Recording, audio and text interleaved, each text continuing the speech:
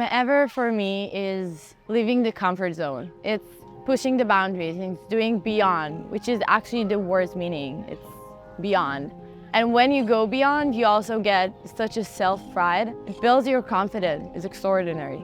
You sleep in the bed that you make. I've really learned to take more responsibility of myself. If you lack, you're lazy, you only do something 50% instead of 100%, you're gonna be the one that suffers, and I think that's something amazing about this trip. Those kids, they need to be responsible for themselves. They're working in small groups and they need to do all by themselves, be independent. No one is gonna tell them what to do, and we're here to guide them and to show them the right way to get to their goals. Having the goals of the trip in mind kept us going because we know and we'll look back on the trip and everything we've done. We'll feel sort of proud of ourselves. Sort of, or proud of ourselves? Proud of ourselves, yeah. Most challenging was probably not knowing what was going to happen next. And there was a lot of uncertainty on this trip, and I liked that. I thought it was really interesting how we didn't know where we'd be sleeping one night or where we were going. It's not like they're just going and hiking and traveling. They're experiencing it by foot. When I saw that we were building rafts out of bamboo, I was like, there's no shot. I know this group of kids, like, come on. We literally built a raft, a sailboat that could totally make it through the entire sea. And I thought that was just amazing.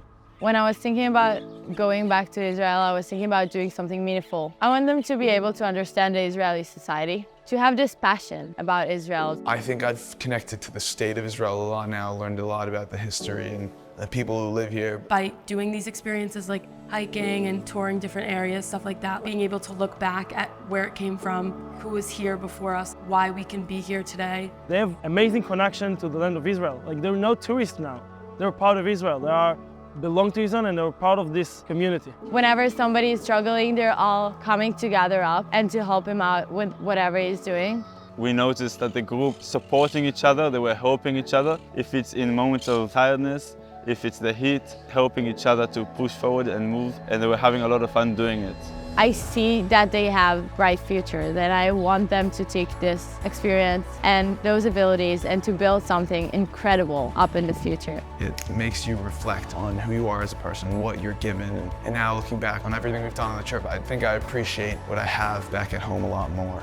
The next few years, everyone going their separate ways and getting out of the comfort zone in a lot of areas of their life. This trip is really something that I want them to sort of look back on, and the intensity and the different challenges they've had along the way throughout this trip is to prove to themselves that whatever challenges come their way in the future, they can achieve it. I hope that they'll take this trip and they'll take this experience of the Me'eva, of the beyond, and they'll be able to implement that in their whole life, just Me'eva.